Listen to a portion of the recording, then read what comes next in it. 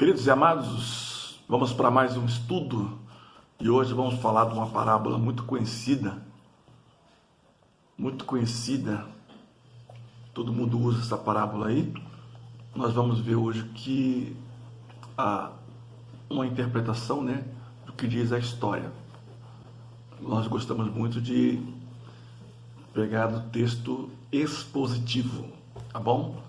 Não é que me disseram, vamos pegar do texto expositivo, tá bom? Sejam todos bem-vindos em nosso canal, mais uma vez. Você que ainda não é inscrito no nosso canal, se inscreva, ative o sininho para receber todas as nossas notificações. Importante também é o seu comentário.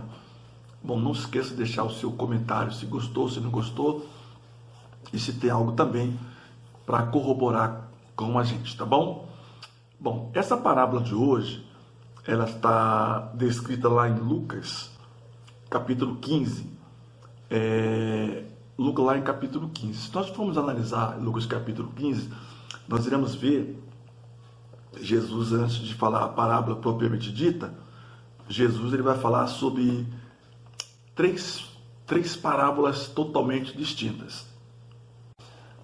A saber, a da ovelha perdida, do versículo de 1 a 7, a da dracma perdida, que tem apenas 2 versículos, que é de 8 a 10, e a terceira é do filho perdido, do versículo 11 até o de número 32.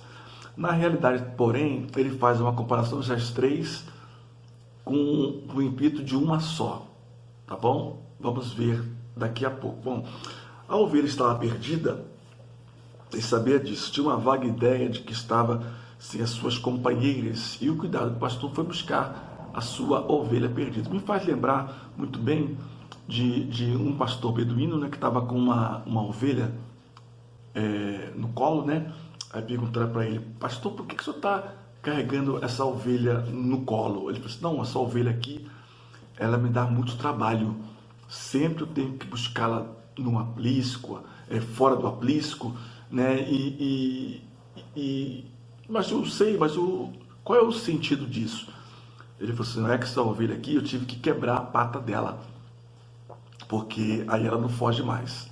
Eu tenho um amor tão grande por essa ovelha que eu carrego ela no colo para baixo e para cima, e ela agora não vai se perder porque tem a sua patinha quebrada. E muitas das vezes nós somos ovelhas, nós não somos cavalos, nós somos ovelhas, não somos bode também, somos ovelhas do Senhor e temos medo, E o Senhor, muitas das vezes, para não nos perder, às vezes nós temos algumas perdas, que Deus em Cristo tenha misericórdia de nós, para que nós não possamos passar por essa situação, tá bom? Então, ovelha perdida. Depois ele fala de uma parábola da moeda. Em outra oportunidade eu vou falar sobre essa moeda.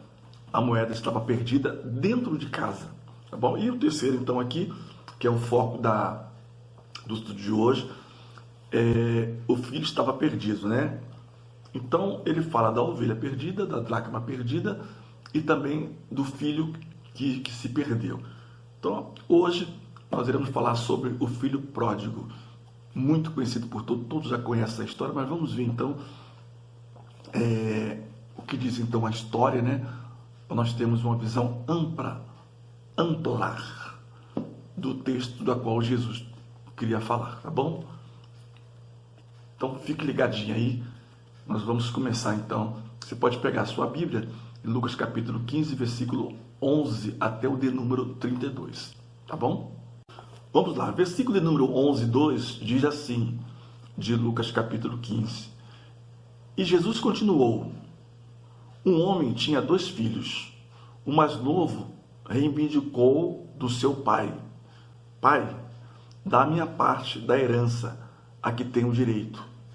E consentindo, o pai repartiu sua propriedade entre eles. Olha só, primeiramente, o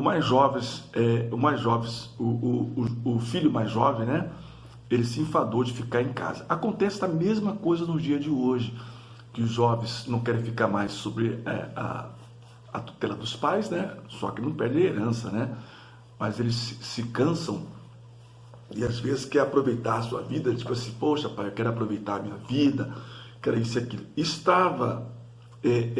Isso aconteceu com esse jovem e acontece também nos dias de hoje.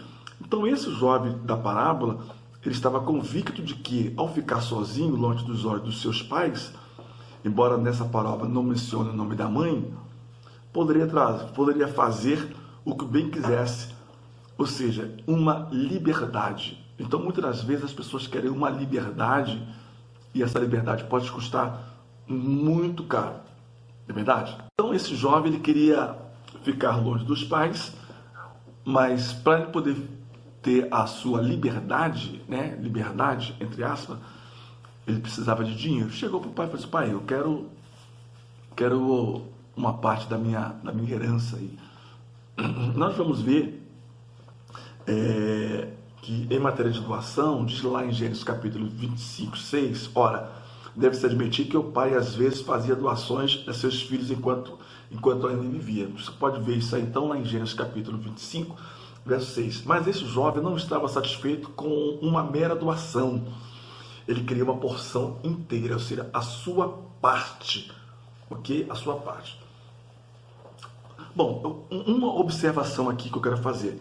Um pai judeu podia dividir sua herança entre os filhos quando desejassem, garantindo a um filho mais velho o dobro de todos os bens da família, conforme está escrito lá em Deuteronômio, capítulo 21, 17.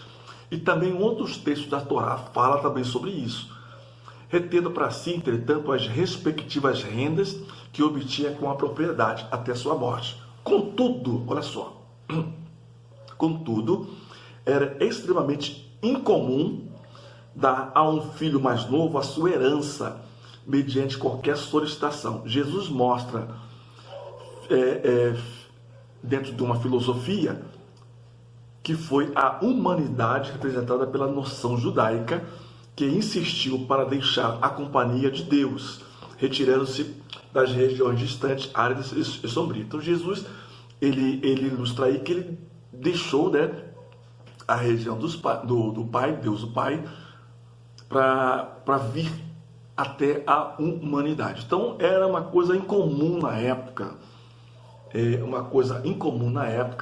uma divisão em vida, só podia fazer uma divisão em morte. Mas lá o texto de Deuteronômio, e também alguns textos da Torá, nos diz que poderia ser feito sim, ainda em vida. Mas não importa quão gravemente fosse doloroso a seu pai, um pedido tão irracional, ele cedeu, de modo que 1/3 da propriedade convertida em dinheiro foi entregue ao filho mais novo, deixando os 2/3 para o filho mais velho, ao qual, não obstante, não tomou posse efetivamente enquanto ainda o pai estivesse em vida. Vamos então para o versículo de número 13. 13.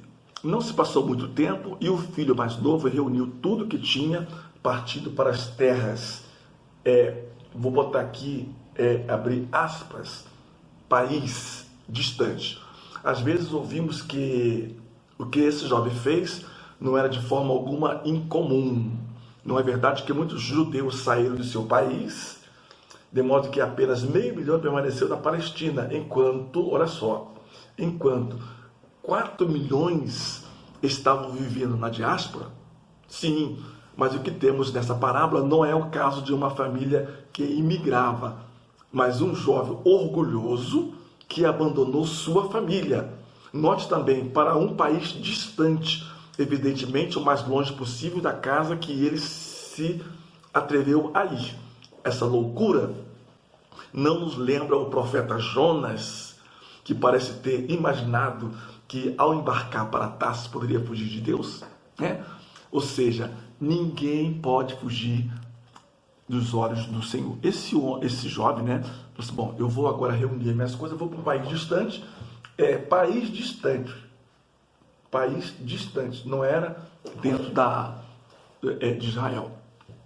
E eu vou explicar por quê. E Jonas também pensou, também foi para um lugar distante, pensando então que ele iria fugir dos olhos de Deus. Ele não conseguiu de jeito nenhum fugir dos olhos de Deus, tá bom?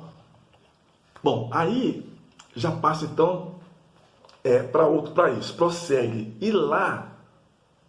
o versículo 13, e lá esbanjou todos os seus bens, vivendo de forma irresponsável, ou, entre aspas, imprudentemente.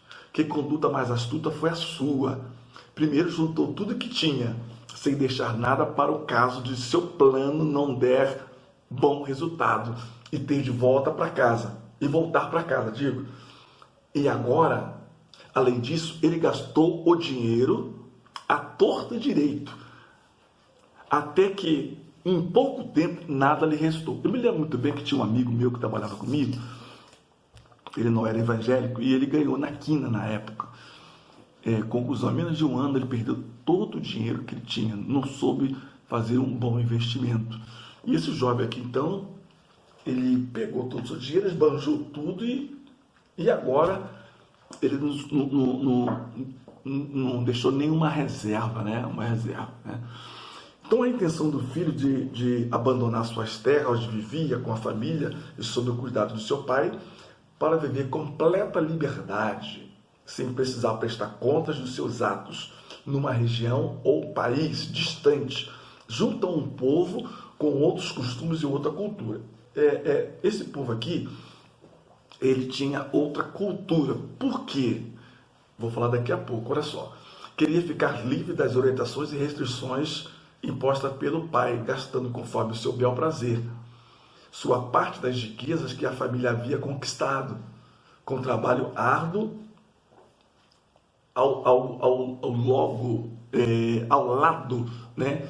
Ou seja, por muitos anos aquela família juntou esse dinheiro, né? Com trabalho árduo. E não se junta uma riqueza de um dia para o outro, na verdade. E não existe dinheiro fácil, tá bom? Não existe dinheiro fácil, não. Se as pessoas te oferecem um dinheiro fácil, tenha cuidado, tá bom? Com trabalho árduo, ao longo de muito tempo, disciplina e força de vontade. Isso aí nos faz lá ir, né? No livro de Salmos, número 107. Continuando, então, aqui do versículo 14. Mas as coisas foram de mal a pior. 14. Coincidentemente, após haver gasto tudo que possuía, ou seja, não tinha mais nada, abateu-se sobre aquela região ou país uma grande fome, e ele começou a passar necessidade. Agora nós temos aqui, seu dinheiro acabou, a fome chegou. Além do mais, esse novo desastre golpeou não só o lugar onde ele estava vivendo, naquele país, né, inteiro. Ele mesmo nada tinha e não podia esperar socorro de ninguém. Então estava numa terra distante. Agora você imagina bem, você ir para um país, você fala aqui do Brasil, né? Nós estamos aqui no Brasil, vamos para os Estados Unidos, chega lá, você vai aventurar, você pega um dinheiro aqui, vai para os Estados Unidos, você vai aventurar, daqui a pouco tem uma crise lá, como teve na pandemia, né? Uma crise mundial, e você não fez nenhuma reserva e agora o país está em crise e você está sem dinheiro. O que você vai fazer agora? Foi assim que aquele jovem estava nessa situação. Aí o versículo de número 15. Por esse motivo, foi empregar-se com dos cidadãos, ou seja, com algumas pessoas daquela região ou país, que mandou para o campo a fim de cuidar dos porcos. Então aqui, nós vemos aqui que era outro país que não era Israel. Por quê? Porque Israel não cria porco, ok? Porco é um animal imundo para o costume judeu. Então, ele foi para esse país e lá ele arrumou, então, um serviço de cuidar dos porcos, tá bom? Então, olha aqui, a maior das vergonhas e dos castigos para o judeu era ter que se aproximar ou lidar com porcos, pois desde a antiguidade judaica, esses animais representavam a impureza e o afastamento total de Deus, como está escrito lá no livro de Levítico, capítulo 11, versículo número 7. Que maldição caia sobre o homem que cuida dos porcos. Assim está lá em Levítico, capítulo 11, versículo 7. Olha só, vou repetir. Que a maldição caia sobre o homem que cuida de porcos. Então, 16. Ali chegou a ter vontade de encher o estômago com as vagens de alfarrobeira, com as quais os porcos eram alimentados. No entanto, ninguém lhe dava absolutamente nada. Bom, Aqui em determinadas regiões do Brasil, se fala lavagem, né? Sendo que lá era uma planta chamada alfarrobeira.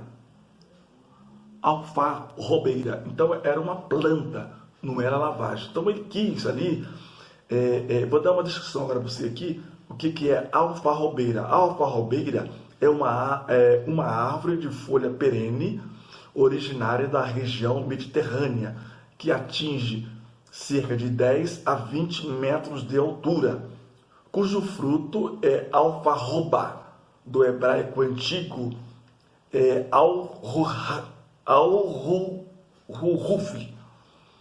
a semente pelo árabe, a vagem, corrupção daquele outro termo.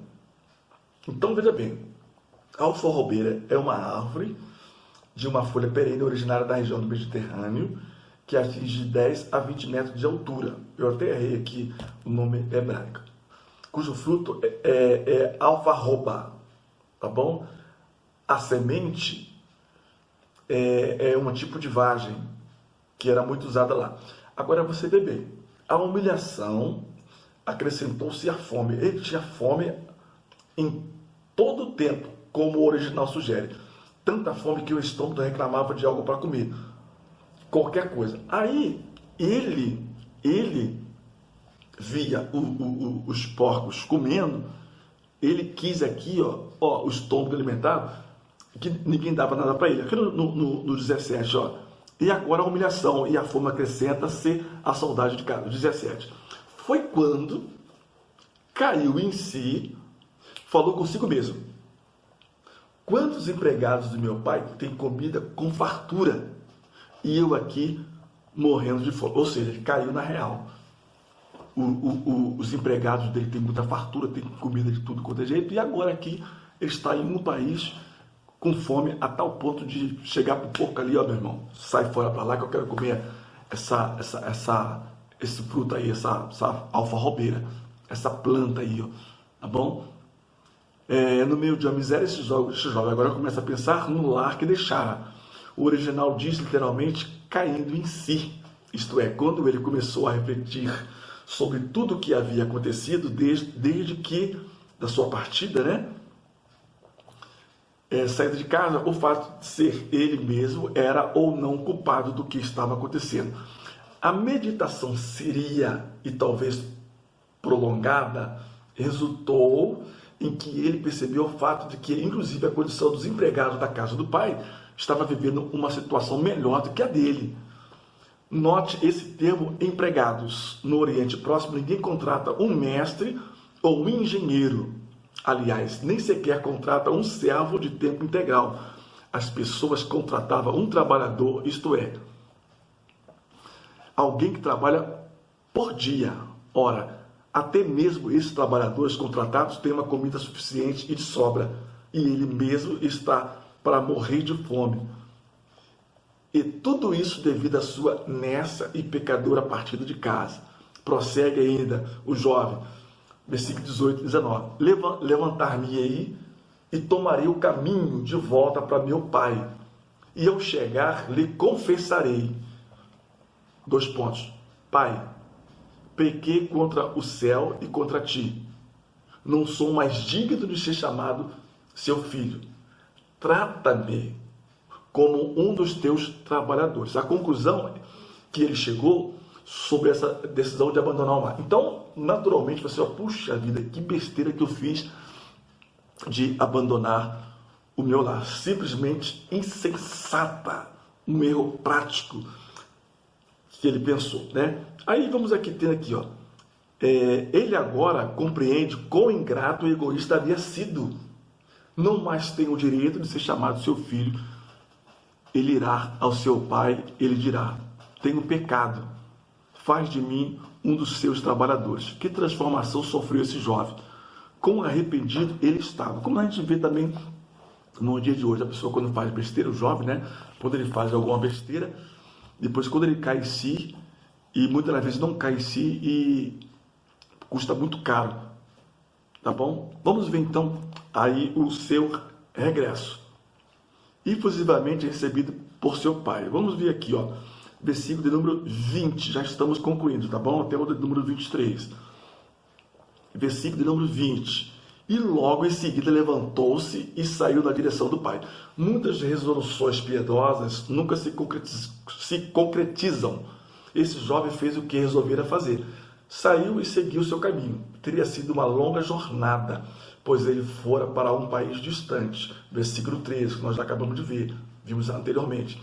Além disso, a sua debilitada condições da viagem de regresso teria sido muito difícil. Ele, porém, perseverou. Logicamente, voltando para casa, com fome, cansado, se era outro país, não deveria pagar ninguém para poder levar. Ele foi a pé, com certeza foi a pé, né? Não sabe, o texto não nos diz nem o nome da sua mãe, e agora aqui esse texto está dizendo que ele com certeza chegou lá cansado, né? Cansado. Uma outra vez ele teria ficado à espera dele, e agora, o ver ainda lá distante. E o que faz o pai? Cada uma dessas 4 ações merece comentário. E tudo isso antes que tivesse tempo de dizer sequer uma palavra. O pai chegou aqui, ó, olha só que coisa linda, né? Ele se compadece. Não consigo imaginar uma tradução melhor do que seu coração se condoeu, né? Aí aqui, ó, vinha caminhando, ele ainda distante, quando seu pai o viu e, pleno de compaixão, correu ao encontro do seu filho. E muito o abraçou e beijou. Então agora aqui, ó, continua o versículo 20, né? E logo em seguida levantou-se e saiu da direção do pai. E prossegue. Vinha caminhando ele ainda, quando seu pai o viu e, pleno de compaixão, correu ao encontro do seu filho. E muito o abraçou e beijou. Bom, o pai viu o seu filho e correu ao encontro. Olha só, evidentemente que o pai nunca havia perdido o interesse do seu filho. Uma e outra vez ele teria ficado à espera dele. E agora, o ver ainda lá distante caminhando para ele. E o que faz o pai? Cada uma das suas 4 ações merece comentários.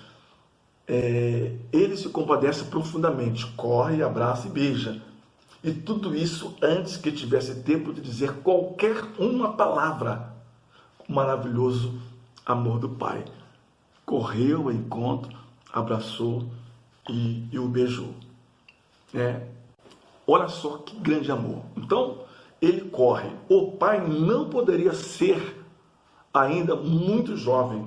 Não obstante, ele corre. Naquela parte do mundo, geralmente, não se considerava digno que um ancião corresse. Contudo, ele corre.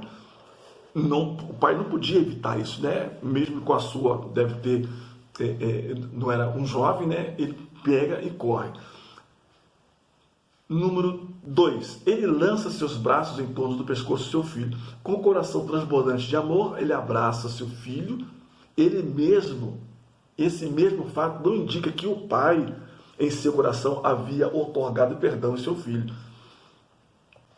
E ele beija repetidas vezes, ternamente e ardentemente. Versículo 21. Então o filho lhe declarou: Pai, contra o céu e contra ti, não pequei, não sou mais digno de ser chamado seu filho. Aí, como nós lemos aqui no versículo 21, né? Isto é o que o filho propusera dizer, né? Mas havia também intencionado dizer ainda mais, isto é, trata-me como um dos teus empregados, lá no versículo de número 19 que nós vimos lá. Versículo 22, vamos prosseguir um pouquinho até o número 24, para nós encerrarmos aqui, tá bom?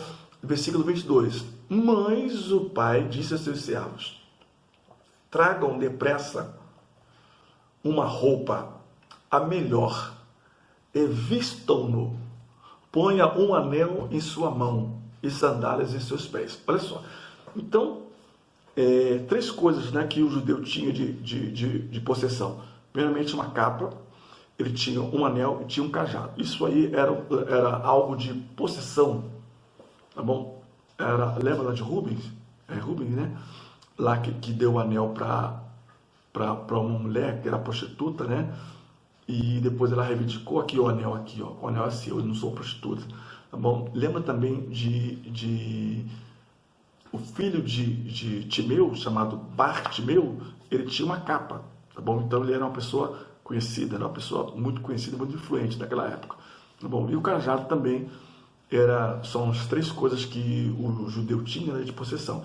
Ponha um anel em sua mão e sandálias em seus pés. Então ele estava descalço, de um país para o outro, andando descalço, sol, né, muito sol escaldante, um sol intenso, né, e também a noite deveria ser muito fria, para se andar de um país para o outro, né, Israel é um país pequeno, um caça F-16, ele atravessa Israel em 5 minutos.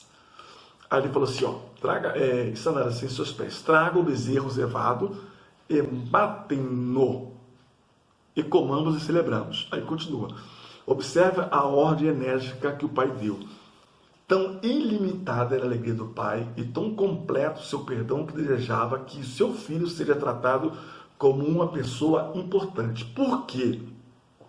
Porque esse bezerro cevado aqui, ele era para autoridades, pessoas importantes. Quando visitavam uma família, então ele sempre guardava um bezerro cevado, tá bom? Voltando aqui a falar sobre o anel, né? Lá em Gênesis 41, 42, diz aqui, portanto, em sua mão deve figurar um anel, provavelmente um anel de selo, de família nobre. Gênesis 41, versículo 42, indicação de autoridade, tá bom? Indicação de autoridade. O pai declara nesses termos a razão para tal celebração, porque esse meu filho estava morto e novamente está vivo, estava perdido e foi achado. 4 palavras eu quero destacar aqui: morto, vivo, perdido e achado. Observe o agudo e duplo contraste, deve ser naturalmente interpretado no sentido espiritual. Vejamos Efésios capítulo 2, versículo 1 e Lucas 19, 10. Nessa ordem, a ordem do pai, foram obedecidas com esse resultado e começaram a celebrar. Bom, nisso que começaram a celebrar, aí vem aqui o ponto 2. Rejeitado por seu irmão. Versículo 25 até o de número 27. Diz assim, Extrementes, o filho mais velho, estava no campo. Quando foi se aproximando da casa do pai, ouviu o som da música e das danças.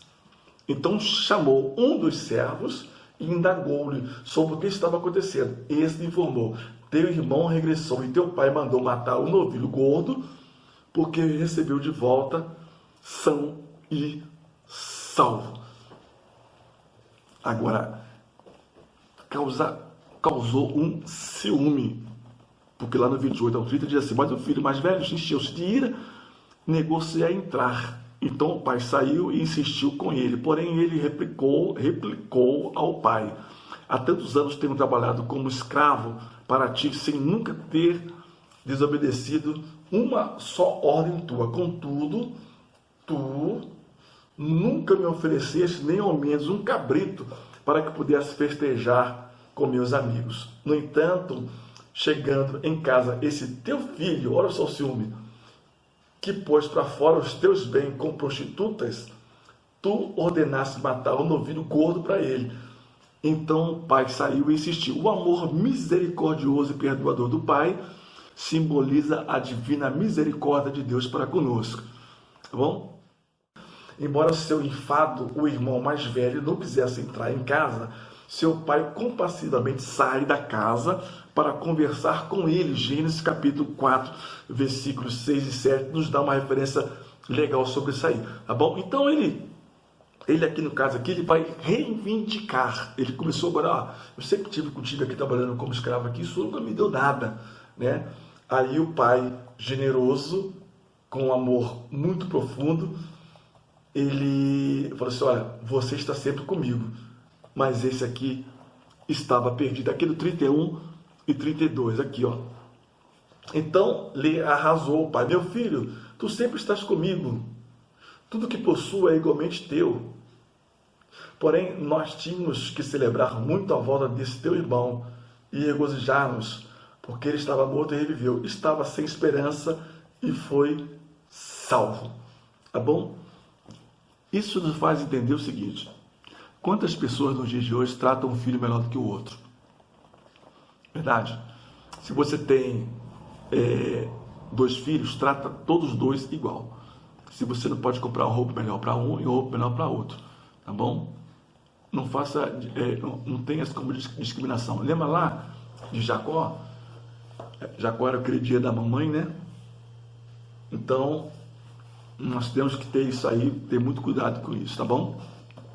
Deus em Cristo continue te abençoando. Fique com essa palavra do filho pródigo. Faça um comentário, que é muito bom para eu saber como está chegando esses estudos aí para você. Continue te abençoando. Se inscreva em nosso canal, ative o sininho para receber todas as nossas notificações. E o seu comentário é muito importante para eu saber, tá, o que você achou dessa parábola. Que Deus em Cristo continue te abençoando em nome de Jesus. Amém.